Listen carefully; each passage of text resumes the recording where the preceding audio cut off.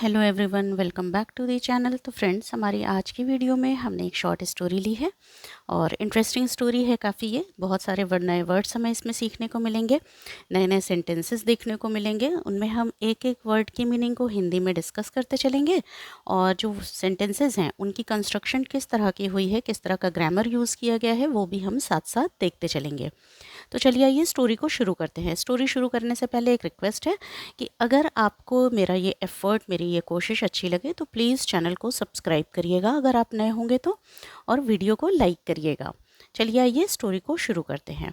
Story का title है अ desire to swim.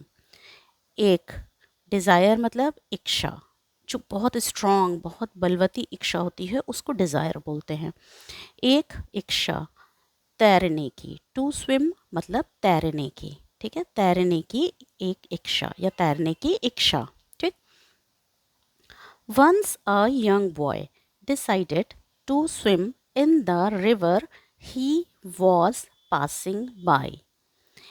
Once a एक बार, एक नौजवान लड़का ने डिसाइड किया, निश्चय किया, है ना, फैसला किया तैरने का। कहाँ तैरने का? एक रिवर, एक नदी में तैरने का फैसला किया। ही वॉज पासिंग बाय, जिसके पास से, है ना, जिसके पास से यानी कि नदी के पास से वह क्या कर रहा था? गुजर रहा था। जिस नदी के पास से वह गुजर रहा था उस नदी में उसने तैरने का फैसला किया, ठीक। यहाँ पर देखो, जो यंग बॉय है, वो जो बॉय है वो क्या है? वो सब्जेक्ट है। और ये इसके तुरंत बाद क्या लगी है? वर्ब लगी है। वर्ब की सेकंड फॉर्म लगी हुई है यहाँ पर, जिससे कि ये पास्ट इंडेफिनिट टेंस का अफर्मेटिव का सेंटेंस बन रहा है। डिसाइडेड, डिसाइड होता तो यहाँ पर ये फर्स्ट फॉर्म होती, लेकिन डिसाइडेड है तो वर्ब की सेकंड फॉर्म है, मतलब कि उसने निश्चय किया। और ये डिसाइडेड जो है वो क्या है? मेन वर्ब है। टू स्विम जो है वो इन्फिनेटिव वर्ब है। तैरने का निश्चय किया, है ना, जहाँ से वह गुजर रहा था, उधर से वो गुजर रहा था। यहाँ पर देखो, ही लगा है, उसके बाद वॉज लगा है, फिर पासिंग लगा है, वर्ब की फर्स्ट फॉर्म के साथ आईएनजी लगा। तो यहाँ पर क्या है? गुजर रहा था लगा है, तो पास्ट टेंस की बात हो रही है, पास्ट कंटिन्यूअस टेंस की यहाँ पे बात हो रही है। रहा था, रहे थे, तो ये सब क्या है? पास्ट कंटिन्यूअस टेंस का अफर्मेटिव का सेंटेंस है।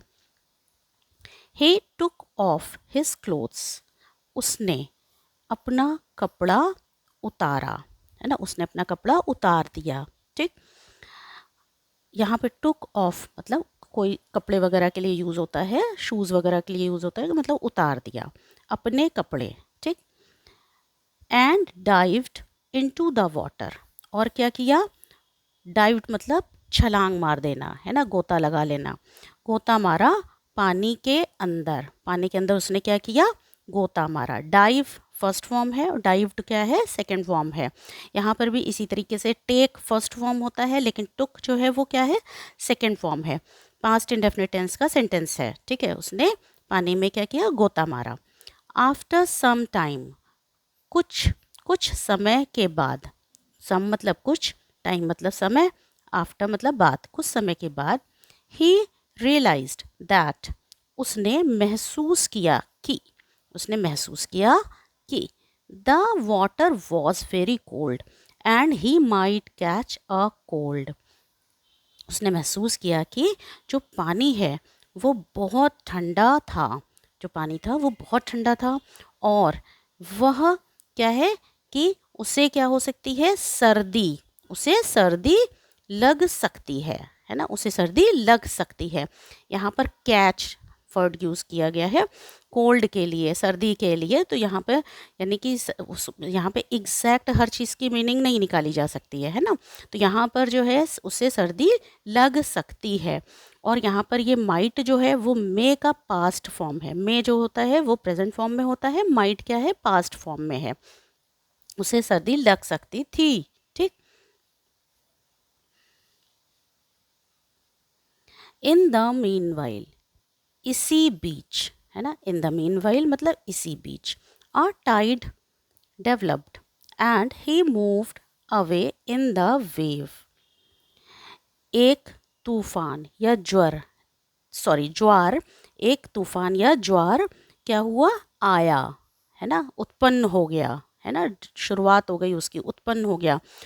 और he moved away in the wave, वह क्या हुआ, वह क्या हुआ वेव में, यानी कि जो लहरें थी उसमें वो क्या हुआ, बह गया। मूव्ड मतलब बह गया, ठीक है, वो लहरों में बह गया, दूर बह गया, ठीक है। Moved away in the wave, लहरों में से क्या हुआ, वो दूर बह गया। The boy tried his best, लड़के ने अपना जो सर्वोत्तम था, सब अपनी तरफ से पूरी कोशिश किया, उसने अपनी तरफ से सबसे अच्छे से क्या किया, कोशिश किया। बट लेकिन he was unable to come out of the water, लेकिन वह क्या हुआ, अनेबल, अनेबल मतलब कोशिश तो उसने किया, लेकिन अनेबल मतलब अयोग्य ऐसे तो होता है, एबल मतलब योग्य होता है, अनेबल मतलब अयोग्य होता है। लेकिन वह पानी से बाहर, आउट मतलब बाहर, आने में सक्षम नहीं हुआ, लेकिन वह पानी से बाहर आने में सक्षम नहीं हुआ, ठीक है। हर चीज़ की वर्ड टू वर्ड मीनिंग हमें नहीं निकालनी है, जो सेंटेंस के साथ सूट करेगा हम लोग उस चीज़ की मीनिंग को पढ़ेंगे, ठीक है। तो यहाँ पे क्या है कि वह, उसने अपनी तरफ से अच्छी कोशिश करी, बहुत सर्वोत्तम कोशिश करी, लेकिन क्या हुआ कि वो पानी से बाहर निकलने में सक्षम नहीं हुआ, ठीक है। जो वेव्स थी, जो लहरें थी, वो बहुत स्ट्रॉन्ग थी। यहाँ पर देखो, ट्राई फर्स्ट फॉर्म होता है, ट्राइड जो है वो सेकेंड फॉर्म है। और इसी तरीके से यहाँ पर तो ये सिंपल पास्ट का सेंटेंस है ये। He began to shout for help, उसने चिल्लाना शुरू किया मदद के लिए, ठीक है, उसने मदद के लिए चिल्लाना शुरू किया।